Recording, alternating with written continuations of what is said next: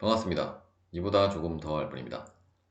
이번 영상에서는 벤츄리 미터에 대해 알아보도록 하겠습니다. 벤츄리 미터란 다음에 보시는 오리피스나 노즐과 같은 유량 측정 기기로 이러한 오리피스나 노즐과 달리 이러한 와류가 발생하지 않기 때문에 조금 더 정밀한 유량을 측정할 수 있다고 보면 되고, 유량을 측정하는 방법은 우리가 1과 2 위치에 압력계를 설치를 해서 그 압력차를 통해서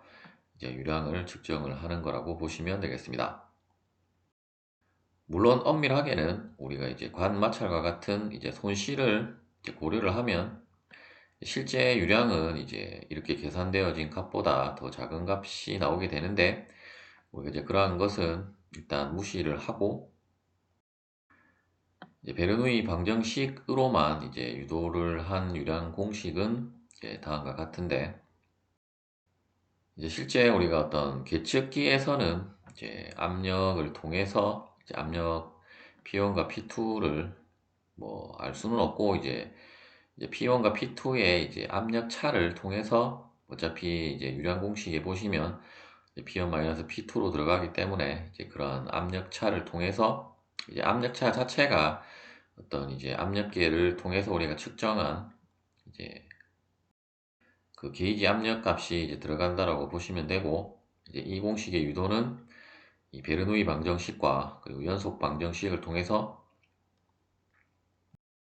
먼저 연속 방정식에서는 우리가 V1에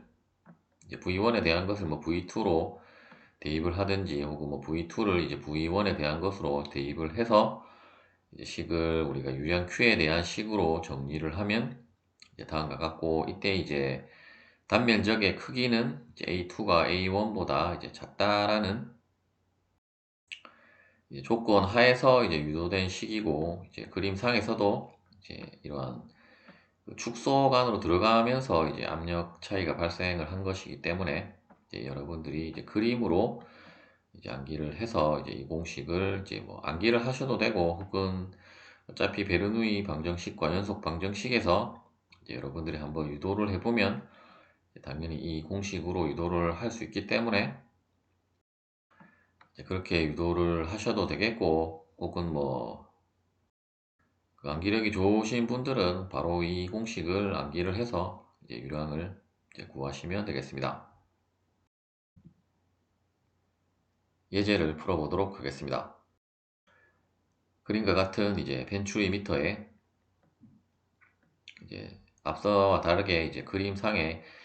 우리가 그 유공압 기호에 보면 이렇게 화살표로 표시를 한 것은 그 압력계라고 보시면 되고,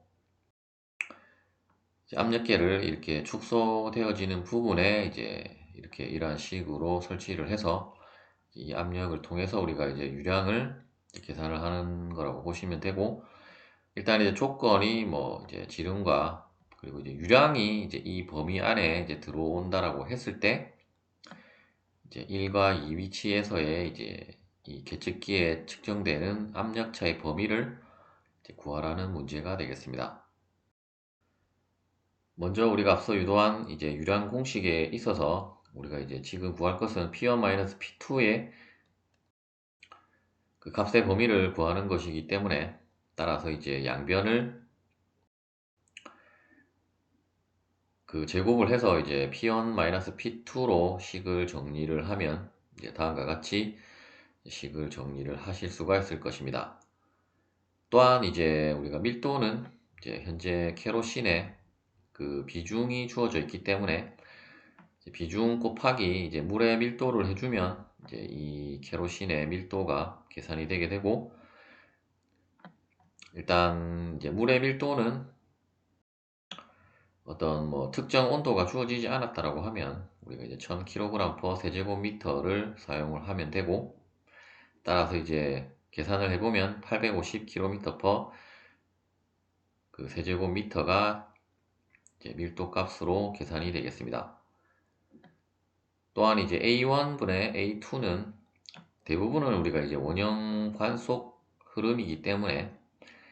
파이가 소거가 되게 되어서 결국 지름의 비로 나오게 되고, 따라서 이제 지름의 비의 제곱으로 나오게 되고, 이제 기름 같은 경우는 이제 우리가 실제로도 측정할 수 있는 부분이고, 또한 문제에서 주어졌기 때문에 이제 값을 대입을 해서 계산을 해보면 0.36이 되겠습니다. 따라서 이제 우리가 필요한 값들을 모두 계산을 했기 때문에, 먼저 이제 범위로 주어졌기 때문에 이제 가장 그 최소 유량일 때와 이제 최대 유량일 때 두 개를 각각 계산을 하면 이제 압력차의 범위가 계산이 되어진다라고 보시면 되고, 일단 어떤 유량에서 더 큰 압력차가 나올지는 실제로 우리가 계산을 해봐야 알고, 먼저 이제 유량 Q가 이제 0.005 세제곱미터/s일 때의 압력차, 이제 P1, P2, P1-P2는 1.16kPa이 되게 되고, 이제 유량이 이제 그 0.05일 때는 이제 116kPa이 되겠습니다. 따라서 이제 우리가 유량이 클수록 이제 압력차는 더 크게 나옴을 알 수 있고, 따라서 이제 최소 유량에서 이제 압력차 값이 최소값이라고 보면 되고, 이제 최대 유량에서의 압력차가 이제 최대값이므로 이제 P1-P2의 범위는 이제 다음과 같이 이제 계산을 할 수가 있겠습니다. 시청해 주셔서 감사합니다.